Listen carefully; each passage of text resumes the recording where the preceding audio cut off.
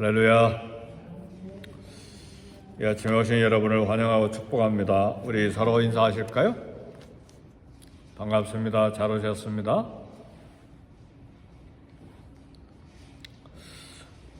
우리는 좋은 믿음을 갖기를 원합니다.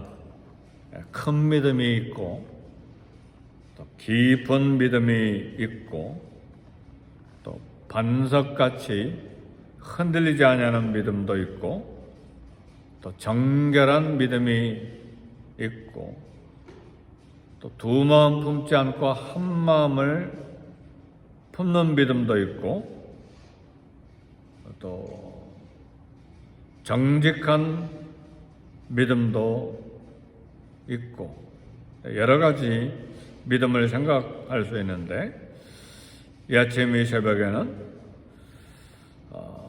두 마음을 품지 않는 그런 한 마음을 가진 그런 믿음에 대해서 한번 생각하기를 원합니다.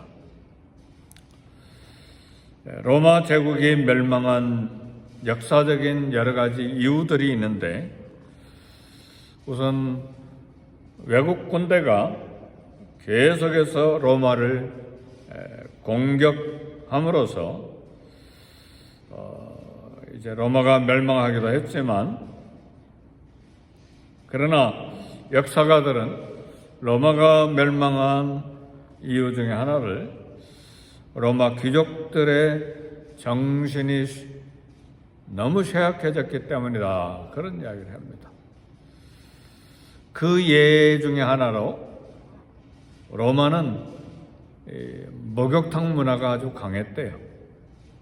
그래서 로마는 귀족들이 정신이 아주 나약해져 버린 그것 때문에 멸망했다 그런 이야기를 합니다. 로마가 강력한 군대를 가지고 해외를 정복함으로써 막대한 이익이 확대되면서 로마 상류층의 귀족들이 허영과 사치와 향락이 가득하게 주어졌습니다. 호세아가 사역하던 여로보암 북쪽 이스라엘 여로보암 2세 때도 북왕국의 전성기였습니다. 북이스라엘이 강력해지는 그런 나라가 됐습니다. 북왕국이 국력이 확장되고 물질이 풍부해졌는데 반대로 영적으로 크게 빈곤한 시대가 됐습니다. 그래서 호세아 선지자, 북쪽 이스라엘의 선지자죠. 동시대에 아모스 선지자는 남쪽 선지자인데 북쪽 이스라엘에 가서 말씀을 선포했죠.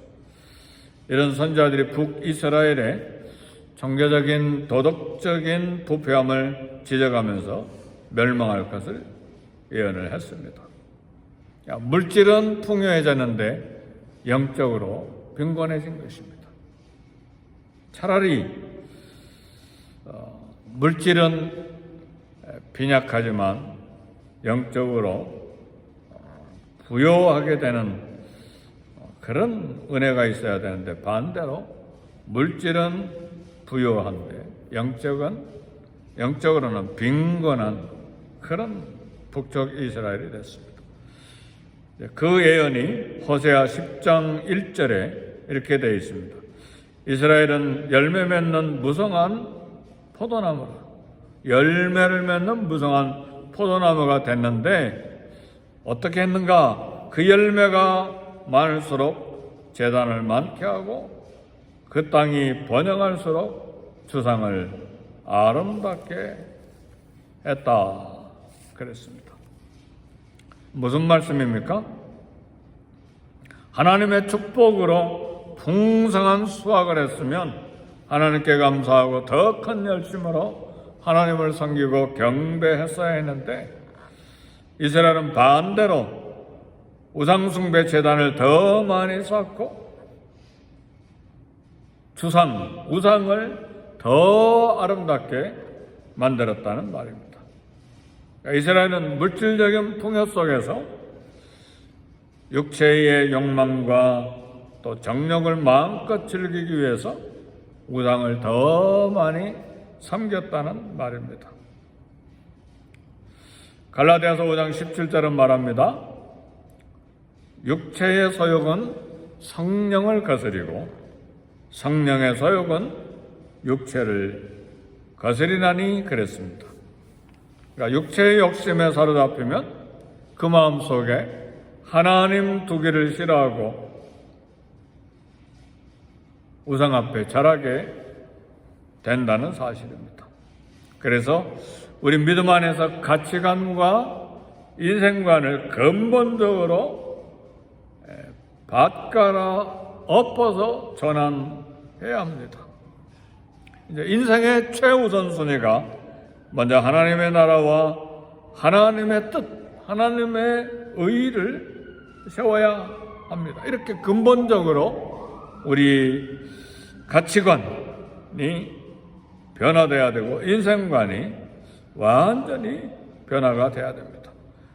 이처럼 하나님의 나라와 하나님의 뜻이 확고하게 우리 삶의 우선순위에 정착하면 환경이 좋아도 하나님 아름답게 섬기고 또 나쁜 상황이 생겨도 더 하나님을 아름답게 섬기고 환경의 조건 나쁨 상관없이 늘 주님께 감사하고 주님 나라 위한 삶을 살고 주의 뜻대로 또 하나님을 기쁘시게 하는 삶이 될 수가 있습니다.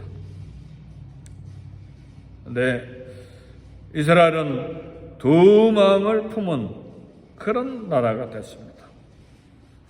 그래서 오늘 호세아 10장 2절에 보니까 그들이 두 마음을 품었으니 이제 벌을 받을 것이라.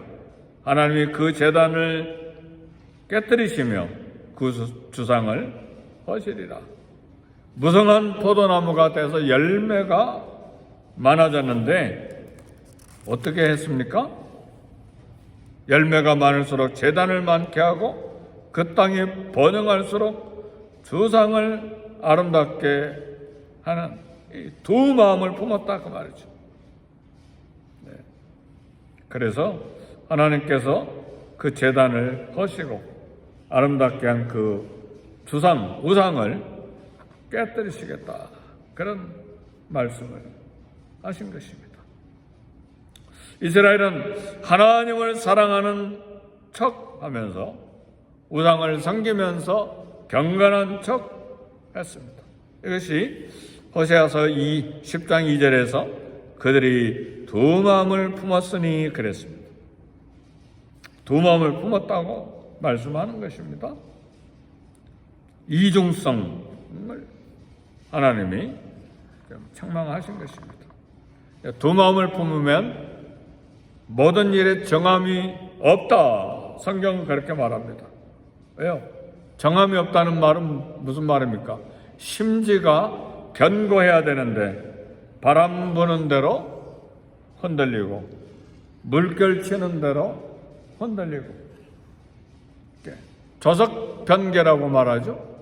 아침이 닳고 저녁이 닳고 육체의 충동을 따라서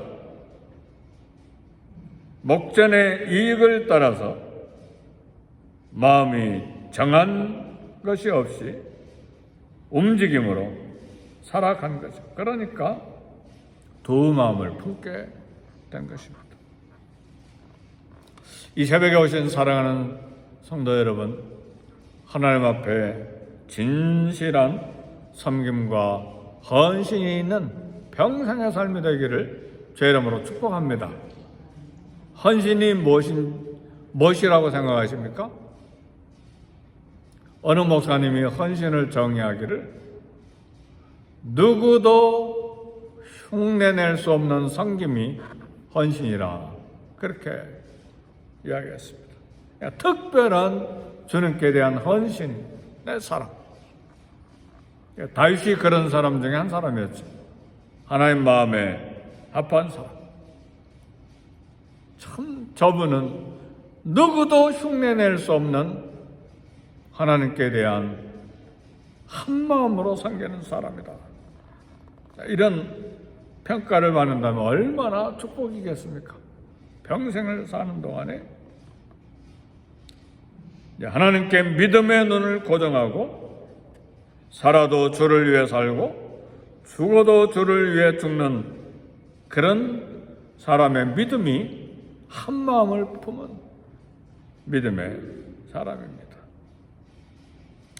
이 땅에 청지기로 사는 우리는 세상에 부유하면 부유한 대로 하나님께 감사하고 하나님을 기뻐하고 하나님 나라를 위해 살고, 가난하면 가난한 대로 영원을 소망하고 감사하고 기쁨을 잃지 않는 사람이 한마음으로 하나님을 섬기는 사람입니다. 이스라엘의 두 마음을 품는 것은 하나님을 섬기는 것보다 풍요의 신을 섬기는데 마음을 빼앗겨버렸기 때문에 그렇습니다. 그래서 엘리야 시대 때는 어땠습니까? 갈멜산에 온 백성을 모으고 바알을 택할 것이냐 여호와 하나님을 택할 것이냐, 심각한 전쟁이 일어났잖아요. 그러니까 두 마음을 품지 말고 바알을 섬길 사람 바알 섬기고 여호와를 섬길 사람 여호와를 섬겨라. 그리고 누가 하나님인지 분명하게 우리 한번 가려보자. 그게 엘리야의 담대한 외침이었죠. 그래서 바알 선지자 450명 불러다 놓고 여호와의 선지자 한 사람 엘리야 대적하는데 짐승을 잡아놓고 불을 대지 아니하고 하늘에서 불이 내린 그런 재물을 태우면 그분이 여호와 하나님입니다. 그래서 바알 선지자들은 아침부터 정오까지 소리소리 450명이 소리소리 바알이여 바알이여 불을 내리소서. 바알은 천둥 신이여 비를 내리는 신이니까 천둥 쳐서 불을 내려서 이 재물을 태우소서. 아무 소리도 없으니까 몸을 창으로 찔러서 피를 내고. 엘리야는 어떻게 했습니까?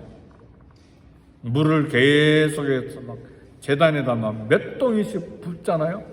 물을 도랑이 꽉득 찰도록 물을 부어놓고 하나님 앞에 기도합니다. 하나님이여, 하나님이 참 여호와 하나님이신 줄 이들로 알게 해주시오. 하늘에서 불이 내려서 그 도랑의 물까지 다 태워서 재물을 받으시잖아요. 두 마음을 품지 말라 그 말이에요. 하나님이냐 바알이냐. 사랑하는 성도 여러분, 세상의 부와 명예 때문에 나누지 말고 한 마음으로, 그것이 한 마음을 품는 믿음이요 정결한 믿음이요 순결한 믿음입니다. 하나님이 달아보실 때 한 마음을 품은 믿음, 하나님의 날이 임하기를 바라보고 간절히 사모하는 믿음이죠. 이 세상에 우리에게 소망이 없기 때문에 사도 베드로는 형제들아 하나님의 날이 임하기를 바라보고 간절히 사모하라. 왜요? 우리나라는 이 땅이 아니에요. 우리 고향은 하늘에가 있어요. 하늘을 우리의 고향으로 우리나라를 생각하고 그날이 임하기를 간절히 사모하는 것이죠. 왜요? 그날이 임할 때에 우리가 우리의 신랑을 만나는 날이기 때문에 그렇습니다. 믿는 자의 도리의 사도이시며 대제사장이신 예수님을 깊이 생각하는 평생의 신앙생활 하도록 우리는 기도해야 합니다. 사랑하는 성도 여러분, 우리가 감사절을 보내는 이유가 뭡니까? 먹을 것 많아져서 감사하는 것이 아니라 내 생명, 내 호흡, 그리고 일용할 양식 주신 하나님 은혜, 범사에 감사하는 것이죠. 가난한 사람은 가난한 사람대로, 부유한 사람은 부유한 사람대로 내 삶을 인도하시고 내 삶을 보호하시고 그리고 나와 내 가족을 여기까지 오게 하신 하나님께 감사하는 것이죠. 미국의 청교도 조상들이 처음으로 추수감사절을 보낼 땐 아주 겸손한 감사였어요. 왜요? 여기 정착하느니라고 많이 죽었어요. 그리고 첫 해에는 농사가 완전히 망했어요. 토질도 맞지도 않고 전염병이 돌아서 벌써 절반이 죽었어요. 청교도들 도착해서. 근데 착한 인디언들을 만나서 농사법을 배우고 종자를 받고 그래서 농사를 지었는데 괜찮게 농사가 된 거예요. 그래서 감자, 옥수수 이런 거 가지고 들에 다니는 이 날짐승 이런 거 잡아서 인디언들 초청해서 하나님 앞에 먼저 감사 예배를 드린 것이죠. 이게 아주 겸손함, 풍부해서 감사한 것이 아니고 적지만 하나님께서 이 땅에 생존케 하시고 신앙의 자유를 갖게 하신 하나님 은혜 감사해서 드린 예배가 우리 추수감사절의 기원입니다. 사랑하는 성도 여러분, 언제 저는 감사한 줄 아십니까? 서울로 공부를 떠났는데 공부하는 장소가 영등포 개봉동에 매형이 목회하고 개척교회를 하고 있었는데 군인 그 갈색 천막을 쳐놓고 교회를 개척했어요. 한쪽은 내 방, 천막 안에 한쪽은 매형과 누님과 조카 방, 천막 아니에요. 얼마나 배고파요. 근데요, 천막 앞에 조그만 텃밭이 있었는데 무싹인지 배추싹인지 조금 올라온 거 그거 뜯어다 먹는데 그렇게 맛있고 감사하더라고요. 그때는요, 쌀 한 톨도 떨어진 거 주워 먹었어요. 너무너무 배고프니까. 그런 때 누가 음식을 가져다 주고 누군가 음식을 대접할 때 그렇게 맛있고 그렇게 감사할 수가 없는 거예요. 여러분, 감사하십니까? 옛날 생각이 나요.